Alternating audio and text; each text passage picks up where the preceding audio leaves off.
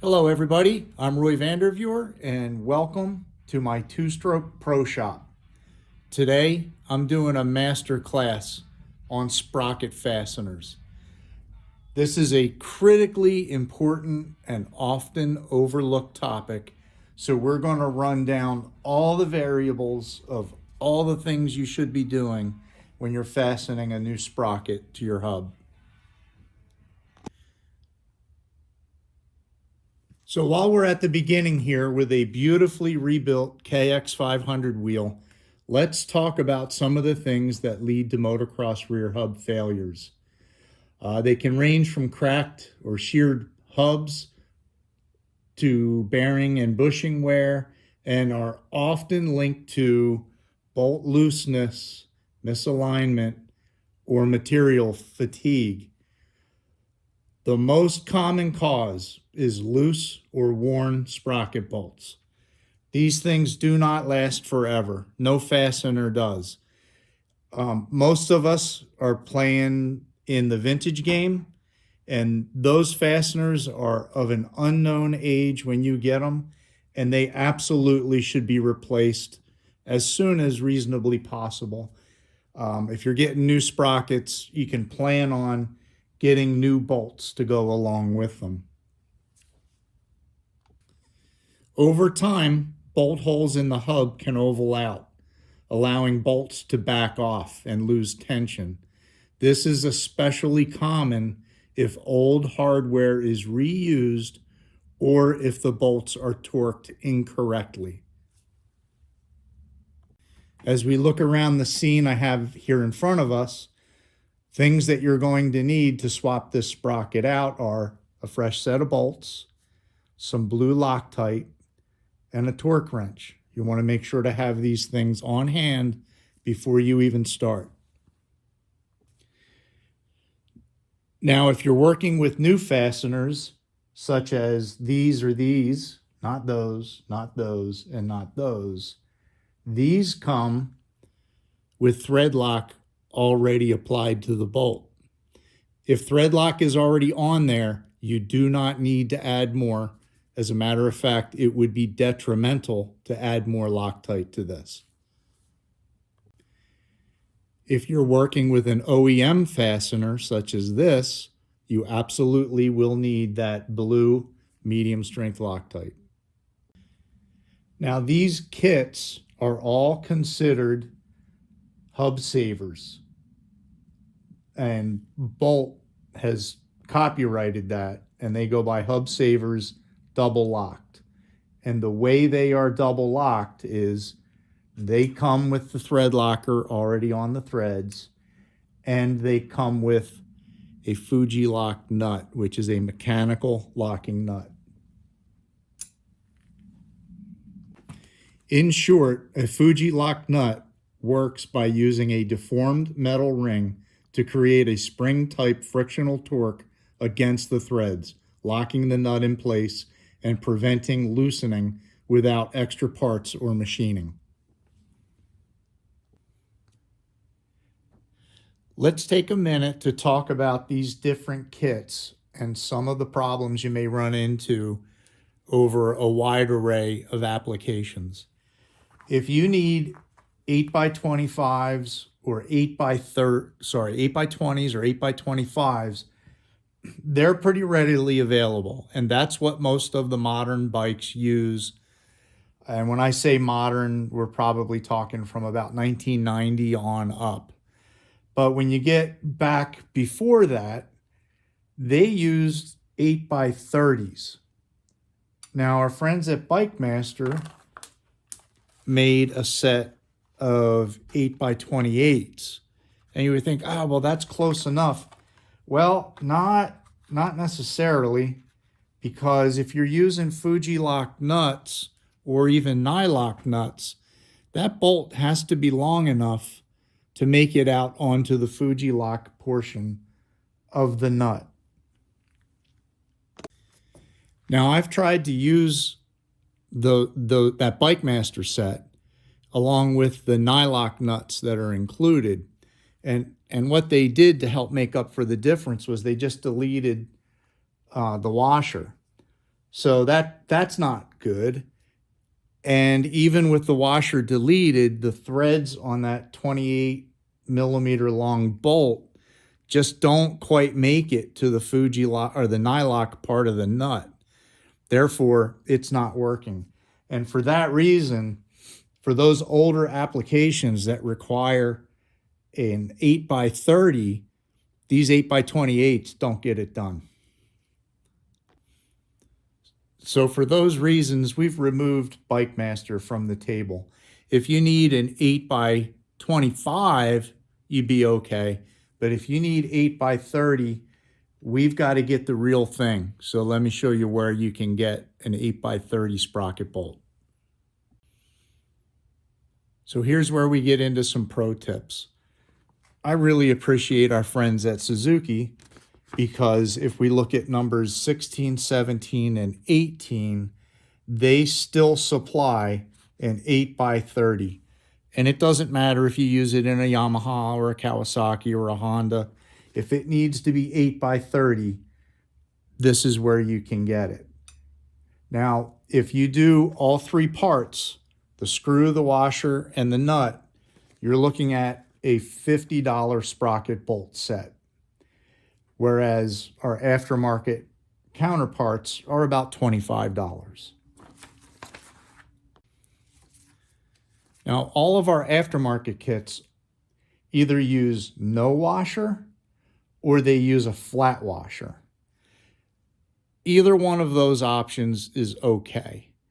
I prefer there to be a washer, but sometimes just using a flange nut is all right. I should say you can go with no washer so long as it's a flange nut. But our friends at Suzuki spec a conical washer, and we need to spend some time talking about this conical washer because we're leaving no stone unturned, and every pro tip is going to be discussed because this is all insurance. It's insurance to make sure that you don't end up with a broken hub and a really bad day and a big repair bill. So let's come back and talk about conical washers, why they're here, what they're for, and how they can help you. So why use a cone washer? A cone washer, also known as a conical washer, is a spring-type washer with a conical shape that provides controlled spring tension, vibration damping, and load distribution in fastened joints. Because we're dealing with expensive and often irreplaceable wheel hubs, I think it's a really good idea to use a conical washer whenever you can. Now, if you source that washer through Suzuki, as I've done, you're looking at $20 worth of washers, which effectively puts our sprocket bolt kit through Suzuki up to $49.44. Now, being value conscious, as we all should be, because we're all going to spend all the money on our bikes either way, we just want it to go as far as we can. You can source some 8mm conical washers through eBay, and for a set of 10 is $3.64. So to help the team budget last a little longer, I might go this route next time once I've used up all the $3 washers that I have. So the main reasons to use a cone washer: number one, it maintains bolt tension under stress. 2, it dampens vibration. 3, it handles thermal expansion and contraction. 4, it distributes loads evenly. And 5, it accommodates for uneven surfaces, which with our old bikes, you never know exactly what you've got. And then number 6, it provides space efficiency. Compared to flat washers, cone washers provide a high load capacity in a compact form, making them suitable for tight spaces. So there's actually a lot more, but let's just say if we were going to, let's say we're going to wrap it up real quick. So wrapping up the topic of conical washers, If you want secure, reliable fastenings that stand up to vibration, heat, and shifting loads, conical washers are your best friend. They might be small, they might be simple looking, but their impact on durability and safety is huge. Next time you design or maintain mechanical assemblies, don't overlook these unsung heroes. Use the tips I shared here to pick and install and maintain the correct conical washer for your application right here.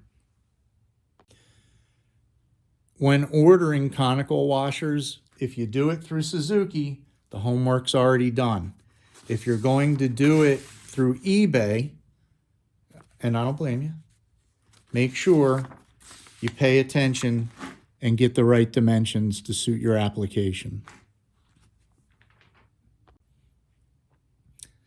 So far, our insurance policy consists of new fasteners, Loctite, conical washers, Fuji lock nuts, a torque wrench. But wait, there's one more. Okay, for what I believe is our 6th and final pro tip in this Sprocket Fastener Masterclass. What we want to do before we put the fasteners in, first we need some Loctite on the threads. Then we want to put some Loctite on the bevel of the head. And what this drop of Loctite will do is give us a chance that if that nut comes loose, that thread lock will help retain the sprocket or the bolt in the hole glued up against the sprocket. It's a little bit of a Hail Mary, but with the consequences being as significant as they are, every little tip helps. So if you follow all of these instructions, I cannot imagine a world in which you're going to have a sprocket fastener failure that will take out your hub, your sprocket, your swing arm, potentially put you on the ground and have a bad day. So follow these tips and have a great moto day. And I'm going to assume that everybody knows how a torque wrench works and which way to turn a bolt. So I'm going to do that stuff all off camera. And then when it's all done, we'll just take a quick picture and that'll be a wrap. And here we have everything all torqued up and put together. And looking terrific with fresh nuts and bolts along with our fresh sprocket. Since we're talking about wheel maintenance and you've made it all the way to the end of the video, I appreciate you staying in there. Let's talk about axles and axle grease. Axle grease is for covered wagons. It's not for motocross bikes. All you need is a light lubricant to prevent corrosion on the axle. This way, when you put your axle in, it'll slide right in. And when you need to pull the wheel, potentially at the racetrack or when you're out trail riding, the axle will come right out. If this thing is all caked up with grease, first, it's going to attract dirt to stick to everything. Second, it creates a vacuum, which sometimes requires a hammer and a drift to get the axle to slide out from the bearings and the center spacer that's located in between.